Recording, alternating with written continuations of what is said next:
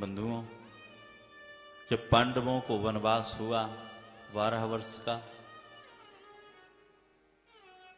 दुर्योधन पांडवों से इतनी ईर्ष्या रखता था, इतना बैर रखता था कि हर पल यही सोचता रहता था कि मैं इनका कैसे अहित करूं, कितना बिगाड़ दूं। उसने एक चाल चली, दुर्वासा ऋषि को बुलाया अपने यहां।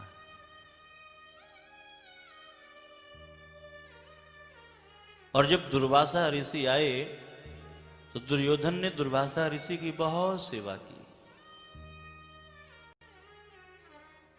उसकी सेवा से दुर्वासा जी प्रसन्न हो गए और दुर्वासा जी ने दुर्योधन से कहा, कुछ मांग ले, मैं तेरी सेवा से बहुत प्रसन्न हूं, मैं तुझे कुछ देना चाहता हूं। दुर्योधन ने कहा कि भगवान, मुझे तो और कुछ नहीं चाहिए, पर हां, यहां से कुछ दूर जंगल में मेरे भाई, मेरे बड़े भ्राता युधिष्ठिर वन में निवास कर रहे हैं। तो हे भगवान, जैसा आतिथ्य आपने मेरे यहां स्वीकार किया है, ठीक वैसे ही आप उनके यहां भी स्वीकार करें। आप उनके यहां भी पधारें और उनके यहां भी ऐसे ही आतिथ्य स्वीकार करें, भोजन प्रसादी पावें। और भगवान, मेरी एक विनती है कि आप पांडवों के यहां संध्या के समय जाइएगा, दिन में मत जाइएगा। क्यों? इतना दुष्ट है दुर्योधन। क्योंकि जब युधिष्ठिर जी को हार मिली और उन्हें वन हुआ, तो युधिष्ठिर जी का नियम था बंधुओं कि वो नित्य प्रति कुछ ब्राह्मणों को भोजन करवाते थे। तो जब उन्हें वन हुआ तो वो बहुत उदास हो गए कि आज से मेरा ये नियम टूट जाएगा, मैं ब्राह्मणों को भोजन कैसे करा पाऊंगा।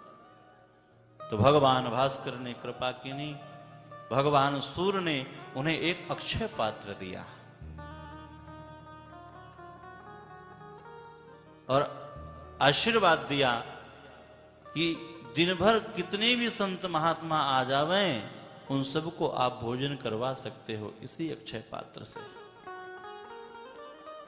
पर हां, तब तक जब तक द्रौपदी भोजन न कर लेवे। यदि द्रौपदी प्रसाद पालेगी तो फिर उस दिन इस अक्षय पात्र से कुछ भी नहीं निकलेगा, अगले दिन ही प्राप्त होगा। द्रौपदी को जब मालूम पड़ा कि यदि मैं प्रसाद पालूंगी, उसके बाद इस अक्षय पात्र से कुछ भी नहीं मिलने वाला है, अगले दिन ही वो भोजन सामग्री प्राप्त होगी। तो द्रौपदी ने संकल्प लिया कि आज से मैं दिन में प्रसाद ही नहीं पाऊंगी, सिर्फ एक बार संध्या के समय ही प्रसाद पाया करूंगी। और बंधुओं, द्रौपदी ने ज्यों ही ये संकल्प लिया तो भगवान द्रौपदी से इतना प्रेम करते थे, इतना स्नेह करते थे कि भगवान ने भी ये संकल्प ले लिया कि जब तक मेरी कृष्णा, मेरी द्रौपदी भोजन नहीं पाएगी, तब तक मैं भी भोजन करने वाला नहीं हूं, मैं भी प्रसाद नहीं पाऊंगा। रानियां थाल ले लेकर के प्रभु के पीछे घूमती रहती, प्रभु प्रसाद पा लीजिए, बहुत देर हो चली है। तो भगवान कोई ना कोई बहाना करके टाल देते, अभी अभी भूख नहीं है ना, बाद में पालूंगा, ऐसी जल्दी भी क्या है। भगवान ने भी संकल्प ले लिया। दिन भर भगवान द्रौपदी का इंतजार करते रहते। और जब बंधुओं, जब द्रौपदी प्रसाद पा लेती तो भगवान अपनी रानियों से कहते हैं कि मुझे बहुत जोर की भूख लगी है, लाओ प्रसाद तो दो, सारा दिन ऐसे निकल गया। आज जब दुर्वासा जी युधिष्ठिर के कहने पर पांडवों के यहां संध्या के समय पधारे, पांडव लोग प्रसाद पाकर कुटिया के बाहर ही खड़े हुए थे। सहस्त्र शिष्यों के सहित जब दुर्वासा जी पांडवों के यहां आए तो युधिष्ठिर ने प्रणाम किया है। दुर्वासा जी ने आशीर्वाद दिया। दुर्वासा जी ने कहा कि युधिष्ठिर, हम सहस्त्र शिष्यों के सहित तुम्हारे यहां आए हैं और थोड़ी देर में ही स्नान संध्या करके आपकी कुटिया में आ रहे हैं। आप हम सब के भोजन प्रसादी की व्यवस्था तैयार रखना। ज्यों ही आज पांडवों ने इतना सुना, महात्मा इतना कह करके संध्या वंदन स्नान इत्यादि करने के लिए चले गए। युधिष्ठिर ने सुना तो युधिष्ठिर ने आज नकुल को दौड़ाया है। अरे नकुल, जाओ देख के आओ, कहीं द्रौपदी ने प्रसाद तो नहीं पा लिया है। और यदि आज द्रौपदी ने प्रसाद पा लिया होगा तो बहुत बड़ा अनर्थ हो जाएगा। ये बहुत क्रोधी महात्मा हैं और निश्चित ये हमें श्राप दे देंगे। हम इन्हें प्रसाद पवा नहीं पाएंगे, भोजन खिला नहीं पाएंगे। सहस्त्र शिष्यों के सहित हैं, अपमान उनसे सहा नहीं जाएगा और निश्चित श्राप दे देंगे। तो हे बंधु, जाओ देख के आओ। यदि द्रौपदी ने प्रसाद पा लिया होगा तो फिर हम इस संसार में जीवित नहीं रहेंगे।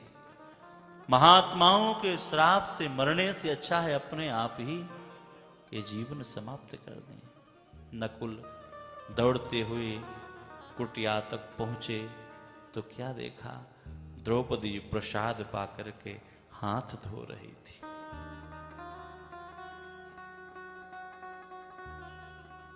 आज उदास मन से नकुल युधिष्ठिर के पास आए और बताया कि भैया, द्रौपदी ने तो प्रसाद पा लिया है।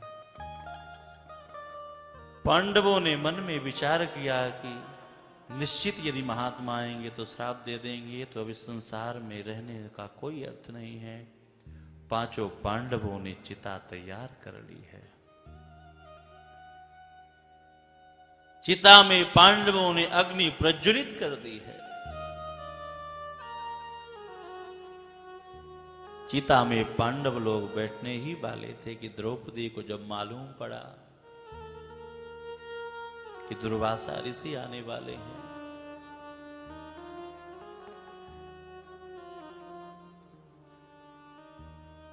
सहस्त्र शिष्यों के सहित और भोजन प्रसादी की व्यवस्था उनकी करनी है और नहीं होगी तो निश्चित श्राप मिलेगा। इसीलिए मेरे पति आज प्राण देने के लिए तैयार है। द्रौपदी ने जब देखा कि अब मेरा कोई सहारा नहीं है तो अंत समय में गोविंद को द्रौपदी ने पुकारा, हे गोविंद, रक्षा करो, रक्षा करो। जी ही द्रौपदी ने पुकारा तो पता भगवान क्या कर रहे थे। भगवान का नित्य का नियम था कि जब द्रौपदी प्रसाद पा लेती थी तब प्रभु प्रसाद पाते थे। द्रौपदी ने प्रसाद पा लिया था, भगवान के सामने भोजन की थाली थी, पहला ही ग्रास प्रभु ने उठाया था, मुख के सामने वो ग्रास था। उसी समय द्रौपदी ने प्रभु को पुकारा है, प्रभु रक्षा करें। भगवान ने पल भर की देरी नहीं करी, वो ग्रास वही हाथ से छूट गया, नीचे गिर गया और भगवान अंतर्ध्यान हो गए।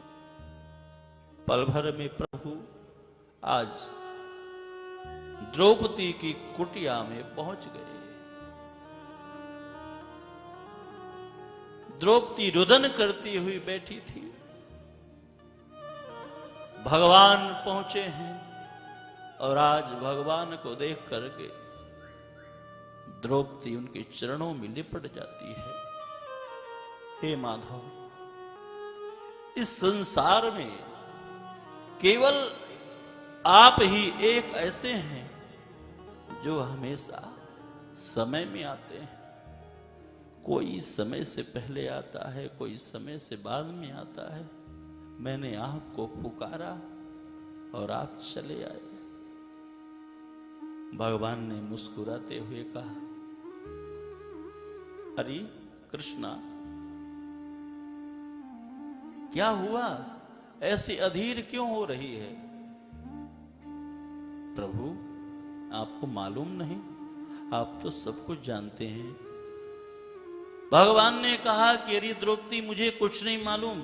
मुझे तो इस समय बहुत जोर की भूख लग रही है। तुझे मालूम है मैं बहुत भूखा हूं। मैं तो भोजन करने ही बैठा था और तूने ऐसे पुकारा कि मुझे लगा कि न जाने क्या हो गया है मेरी बहन को। तो मैं तो भूखे ही चला आया। तुझे मालूम है कि जब तूने संकल्प लिया कि मैं दिन भर प्रसाद नहीं पाऊंगी, संध्या के समय प्रसाद पाऊंगी, तो मैंने भी संकल्प ले लिया था कि जब तक मेरी बहन भोजन नहीं करेगी तो मैं भी भोजन नहीं करूंगा। मैं प्रसाद पाने बैठा था, तूने मुझे बुला लिया। अरे बहन, सबसे पहले तो तू मुझे भोजन करा। द्रौपदी दहाड़ मार मार कर रोने लगती है। अरे माधव, मैं आपको कितना कष्ट देती हूं, कितना दुख देती हूं। मुझे तो नरक में भी जगह नहीं मिलेगी।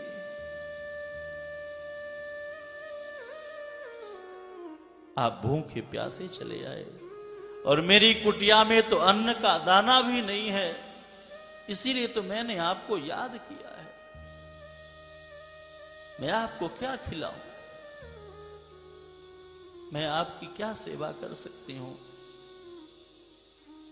भगवान ने कहा, द्रौपदी, कुछ न कुछ तो तुझे खिलाना ही पड़ेगा। कैसे भूखी भेज देगी मुझे? द्रौपदी रोती जा रही है। भगवान मुस्कुरा करके उससे बात कर रहे हैं। भगवान ने कहा, द्रौपदी, तू अपना अक्षय पात्र लेकर के आ। कुछ न कुछ उसमें लगा होगा, मैं उसी को पालूंगा। द्रौपदी कहती है, नहीं प्रभु, उसमें कुछ नहीं है, वो तो मैंने धुल के रख दिया है। भगवान ने कहा, नहीं नहीं, एक बार लेकर तो आ। द्रौपदी कहती, प्रभु उसमें कुछ नहीं है, मैं आपसे बिल्कुल सच कह रही हूं। भगवान ने कहा, यदि मेरे भाग्य में होगा तो जरूर मिलेगा। जब भगवान ने बार बार द्रौपदी से कहा तो आज द्रौपदी अक्षय पात्र लेकर के आई, भगवान को दिखाया।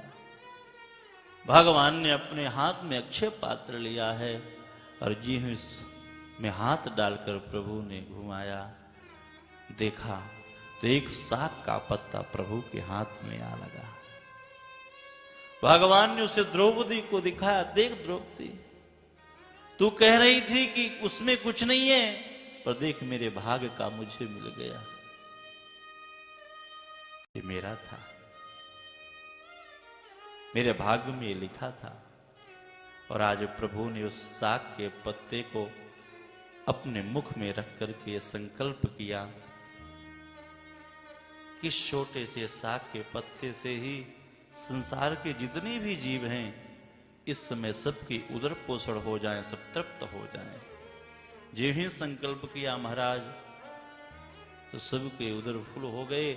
जो संत ऋषि मुनि महात्मा स्नान करने के लिए गए थे, आज उन्हें डकार आने लगी। विचार करने लगे कि हे भगवान, ये कैसा चमत्कार हुआ? अभी तो हमने प्रसाद भी नहीं पाया और हमें डकार आने लगी। अब तो हम युधिष्ठिर जी के यहां जाएंगे, बेचारे वो व्यवस्था करके रखे होंगे हमारी कि महात्मा लोग आ रहे होंगे,